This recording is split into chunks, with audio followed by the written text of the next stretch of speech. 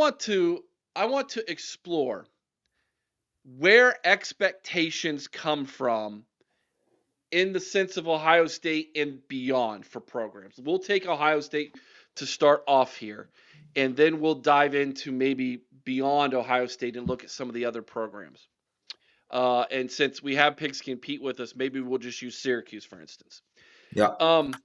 So there was a debate that I caught wind of, and we've kind of dabbled in this topic before, but there was a debate that I caught wind of this week, and I thought this is no better time than now to explore this. Where do the expectations for Ohio State come from? Do they come from the fan base, or are those expectations set by somebody else, something else, i.e., the program, the coaching staff, the players? Where do the expectations at Ohio State originate from? Corey, I will start with you this evening and give you the floor first here. I was about to say the fan base, but it's really a combination of everything. And I hate that it's not trying to be a cop out, but Ryan Day, his first press conference saying win every game, win the title, all this. And then of course you have the fact that Ohio State's arguably probably not even arguably the most consistent football program in the last 30 years of college football. So, I mean, we're used to a certain standard at Ohio State now, and more so than like a program that, flares up now and again. Um, and then of course, it is sometimes, I think the fans just excuse me for saying this, generally think they know better than everybody else on the staff or everybody in the program. Like it's like if I mean Ryan Day went 10-2 last year, lost to the title. I mean, lost to the team up north, and I was ready to get rid of him. And I admit I fall to that too because the standard is so freaking high at Ohio State, but it's set by every level of fanhood to the administration to the coaching staff everywhere, and you're constantly inundated by it because they have to push it too because they want you to buy tickets, they want you to buy merchandise, they want you to do everything you can to support them financially. So that being said, I just think it's top bottom. Chris? Yeah, I agree with Corey. It's multifaceted. I mean, obviously, the coaching staff has a big part of that. I mean, you go back. I think in a sense, all of the coaches have been trying to measure themselves up against Woody Hayes since they started there. From Ryan Day to Urban, Urban was one of the biggest ones when it came about being outspoken about his expectations for his teams. Jim Tressel comes to that basketball game and sets an expectation for this team, this monstrous expectation right out of the gate. So the coaches obviously have a big part of that. But then, we have perhaps, for better or worse at times, and like Corey said, I have to include myself in this, the most lunatic bipolar fan base in all of college football.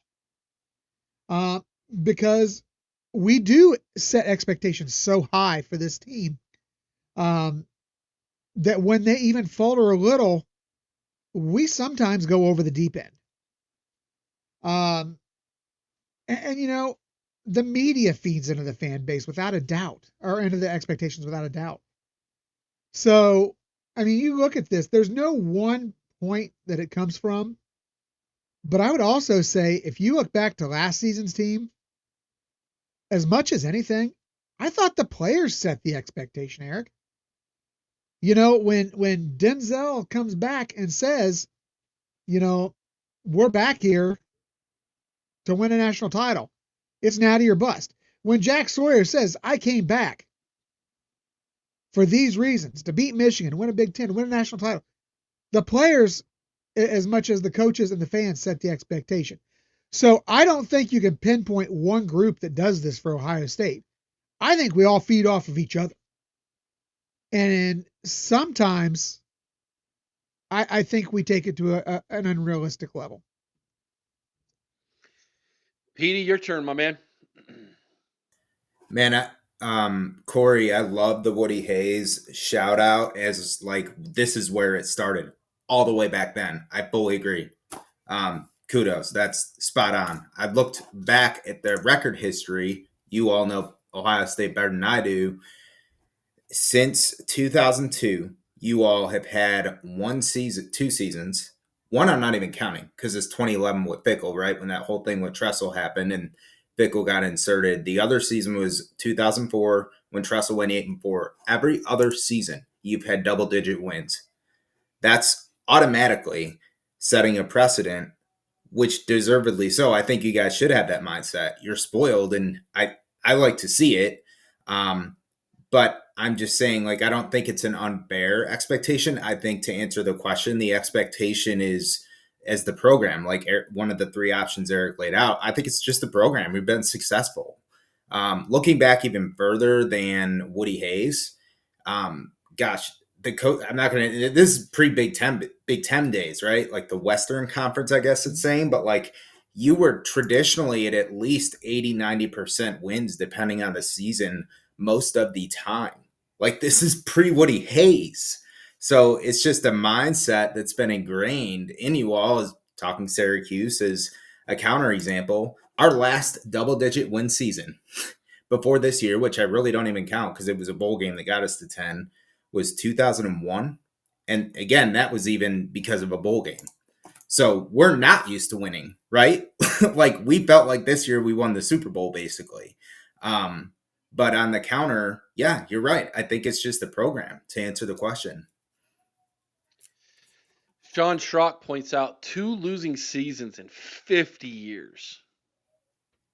That's impressive. That's insane. That's insane. That's a recipe for spoiling a fan base right there. Yeah, absolutely. $50. Man, now I can't even talk trash about the team up north. Dang it. Look what you're doing. Oh, that's cool. Yeah, I'll tune in tomorrow. I'll get my fix in there. Lisa says we don't know what a true down year is like as Buckeye fans. We can't imagine ever having a season like FSU just had. We can't. 2011, like you brought up, Petey, was it is held in such disdain in this fan base. And Sean brought it up. Paul Brown was the first one to win a national championship, 1942 it was. But even Paul Brown, although, had that successful season in our first national championship as a program, it really was ushered in, I believe, by Woody Hayes. Winning 5 national championships, the expectations of competing each year, every single year, and it became a snowball effect, right? And so the question is this: who set those expectations at first? I have to believe the first expectation that was set came from Woody Hayes. Yeah. And then the fan base accepted those expectations based off the tremendous success he had, which is one of the reasons why I believe all the old timers who remember Woody Hayes will hold him in such high esteem. Do you guys agree or disagree with that assessment? Corey, go for it, man. You agree? Yeah, I think that's because he was. I mean, there were successful seasons and coaches before Woody, but Woody obviously is the standard at Ohio State. That's just obvious. So yeah, I would agree with that. I would agree that after Woody, I mean, I know Earl Bruce was the coach after Woody, but I mean, Earl wasn't a bad coach, but man, he wasn't Woody. Imagine coming after that, just like, and it's like, look, it's hard enough coming after a guy like Urban Meyer, who's a legend. Coming after Woody Hayes, 5-time national champion, at Ohio State. My gosh, I'd be like, nah, I'm good.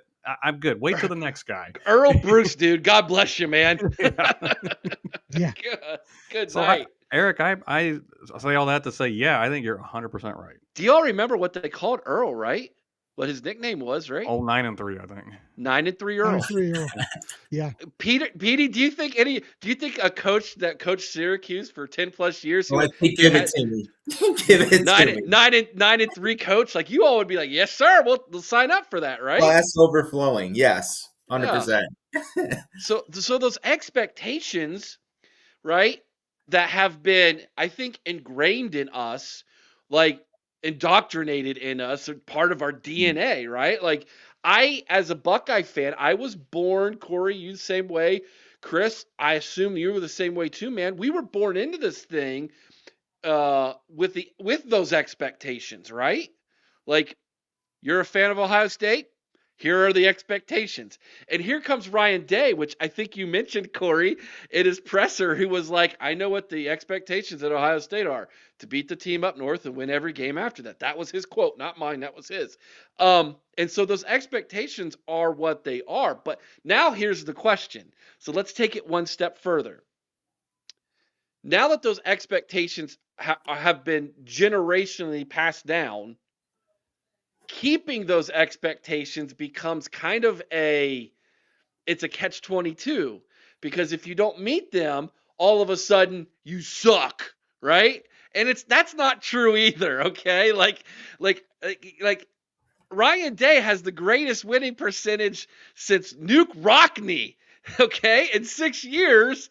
And Corey, you and I, and we jumped on Chris's train here. We were ready to fire him after November 30th, man. Speak to that, Corey. Well, that is also cumulative because he had lost the previous 3. And I Sure. know there's a little bit of story around that. Who knows what will happen? But that, I will admit, that was cumulative for losing. I mean, because this was the year, like, you're favored by 20. You're at home. This was the obvious year you get revenge, and he didn't. And yeah, we went right along with Chris and said, I'm done. I can't do this anymore. This is ridiculous. He's never going to win anything here because he hadn't won anything of significance in 4 years, and that's the standard at Ohio State. Not just winning a lot of games. You got to win trophies and put rings on fingers, and he wasn't doing that except for the Rose Bowl in 2021, which is good, but it wasn't a playoff. And so, yeah, I was finally fed up. I was leaning that way. He could have kept me off of that wagon if he'd have crunched the team up north like he should have. We lose 13-10, which makes 0 sense. And yeah, I didn't expect anything for the playoff, but we all said it. We all said it. Caveat: if he goes into the playoff and he has to win a natty now to win us back, and well, he kind of did. So Yeah, Chris, I'm going to ask you this question from Aaron, because this is right up, I think, your alley, because you're a big NFL guy too. He says, do you all think it's because the rest of Ohio teams don't win a lot, but Ohio State has always won? I think that's where the passion from the fan base comes from, and maybe even a little bit from the media. We haven't seen the Browns, win in, my God. I mean, they've never been to a Super Bowl. Back in the old NFL days is the last time the Browns won a championship. And then you look at the Bengals and, I mean, come on, we've got the Bungles, the mistake on the lake, and the Buckeyes. Where do you think the expectations are going to lie? Yeah. And I'm a Browns fan. I'm a diehard Browns fan, and I pray they get one before I die, but I'm not holding my hopes up. Yeah. Eric, you're a Bengals fan. You've suffered long as I have. Mm-hmm.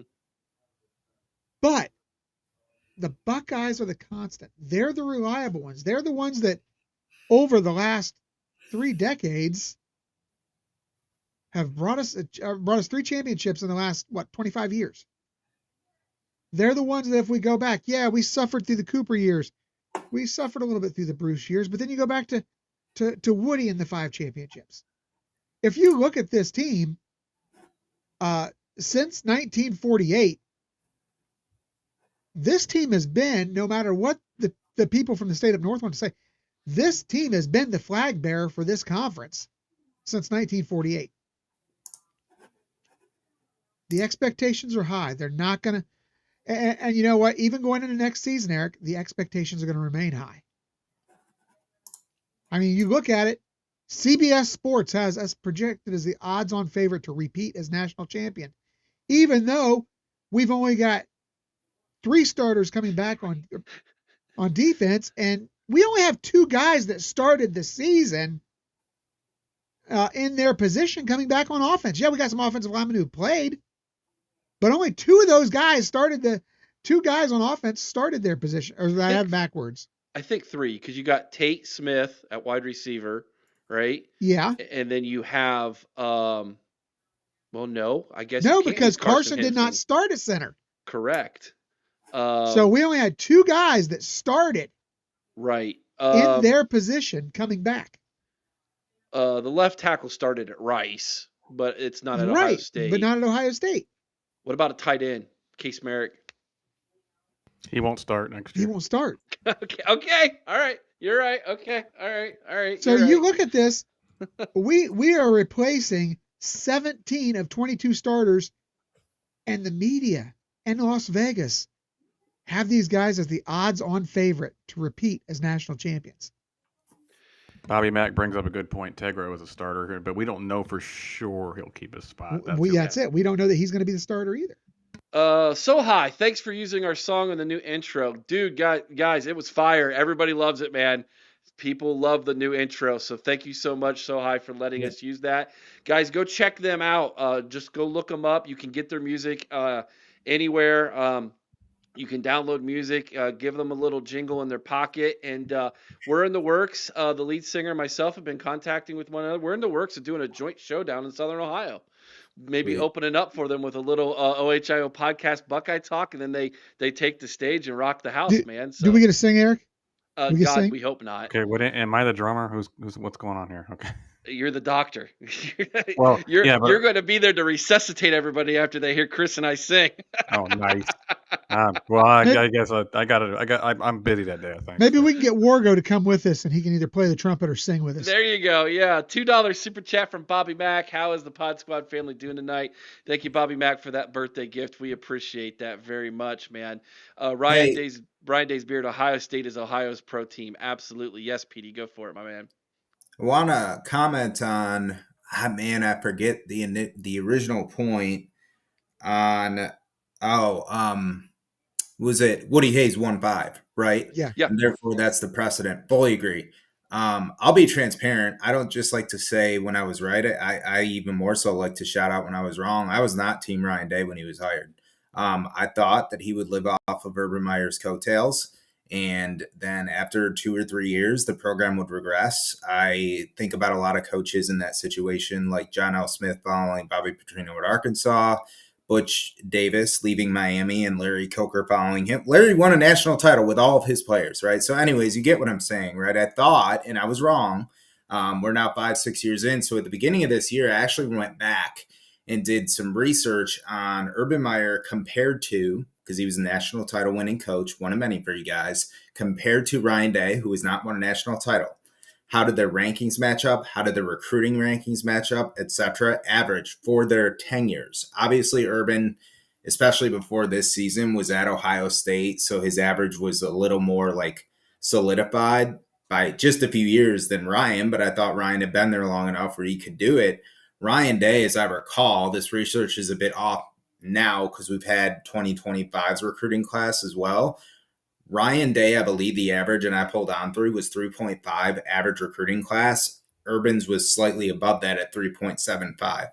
So, but that's exactly your point. The thing missing before this season was a national title. And I think that was like, despite everything, despite the rankings, despite, beating Michigan's, early on. And that was it. Beating Michigan consistently and then winning a national title, like none of the other stuff mattered. Double-digit win seasons, etc. So I'm glad that he's over that hump, but it's very hard to disagree with your point you made, Eric. Like, it's what it is. It's the precedent. National title or bust. Pete, I got to ask you a question, man. As a Syracuse guy, what do you think other fan bases, and you interact with a lot more than we do since your show is broad, national. Yeah. What do other fan bases think of our fan base when it comes to how we view the expectations on our program? Man. Are we the lunatic fringe? Yes. Yes. Some, I would say, you just said it, Syracuse. I would crave for a 9-3 season. We talked about Earl, right? I think people see it as but here's the thing, Georgia and Bama, those fan bases are with you because they have that level of expectation. LSU, they have that level of LSU's calling for Brian Kelly's head if they don't win this year, despite a massive buyout, right? Rightfully so. Right. But that's the thing, like Syracuse, teams like that, which is the majority, like Miami, they want to think that they're, really good. They haven't been good since the mid 90s. They had a decent year this year, right? Like Nebraska, same thing. I think the majority of schools look at you and they're like, yeah, you guys are crazy. Like you're doing amazing. Eventually that will crack and you'll get that national title. And then it happened. So Interesting. Okay. Yeah. Um, yeah. Let's take that point and then we'll close here. So, what programs outside of Ohio State? You brought up Georgia and what was the other one? Bama or no Bama, I LSU? would put there. Yeah. LSU, I would put there. I guess I'm being biased towards SEC. Michigan, I would say, would crave to be on your guys' level. So, but they're not. Right. Okay. No, because they just celebrated a 7-5 season, an 8-5 season, like like they celebrated that thing, which is crazy to me. But um, okay, so we know USC's not. Their fan base only shows up when they're good. Um, Notre Dame doesn't seem to have that level of expectation on their program anymore either. They used to. Yeah. I think some of them want it to be there, but I don't think it's there anymore. That They're might happy be they're it. good. What about Clemson? Their fan base has their fan base taken a step back because Dabo Sweeney's kind of returned to the meme and because you get a lot of Dabo defenders in that Yeah. fan base. That's what they're used to is pre-Dabo too, to be fair. They don't have 5 Tressels, Myers, Woody Hayeses before Dabo. They had, I think Tommy Bowden was one of like the 6 Bowdens. Tommy was there, right? And they've been mediocre for most of their they did have a legendary coach before Tommy.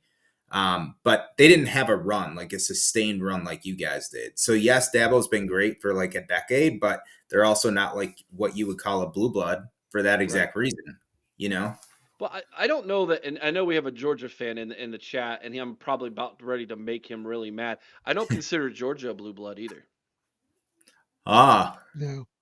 I saw a graphic, and Rick's my guy, so good to see Rick here. Go Dogs! But I saw a graphic that put them 3rd tier, not even I don't think they're 3rd tier. No. But they're Frenzy or something was the handle. interesting. Oregon's What about definitely Texas? blue blood, though. Hummus Hero says, "What about Texas? Their fan base, they do have some serious expectations. They'll cut ties with you as a coach if you don't Yeah, win. churn and burn. Yeah. Yeah. So, which to me is part of it. When the fan base puts pressure on an administration to fire a coach, even though he's successful, because he doesn't reach the expectations they want, that's what I'm talking about here, right? So I think Texas might be in that category. I would agree. And Mark Richt, what was he at Georgia for at least a decade? Yeah. Yeah. You're right on Texas, man. Shorter leashes like Tom Herman. He was there for like 4 or 5 years. He seemed to be maybe turning the corner. Charlie Strong is another one. You're right. They cut ties with him quick. Would you put Florida up there? Mm-mm. No. No. Because Florida cuts ties pretty quick. They do, but I think Florida is living in the shadows of Urban Meyer really bad right now. And Florida fans actually consider Spurrier the better coach than Urban Meyer, which is delusional to me, but whatever. Yeah. Oklahoma. Let me ask you, what about programs that have a great history that haven't been good in a while, like Nebraska? Nebraska's forgot. It's been they're so far removed that half their fan base doesn't even know what it's like. I mean, it's true. I don't. I mean, other than the Pete Carroll years, USC, they're considered a blue blood by many because they've had a great history. But really, have they been all that great since the Pete Carroll days? Yeah, prior to that, you have to go back to what, Robinson? Yeah, but that's a different conversation, is it not, Corey? Blue blood versus expectations. Because let's take Nebraska for instance. I think they're a blue blood, but Yeah. they don't have national championship or bust expectations on their They coaches. shouldn't anyway. We went through No, this a they few shouldn't. weeks ago, though, Eric. What is a blue blood? What is a blue? You and I think shot a video on this. We disagree very, very much so on that. But good point. Good point. Let's move on. This is a great conversation. We could spend all night on this one, but let's go ahead and move on to our next topic here.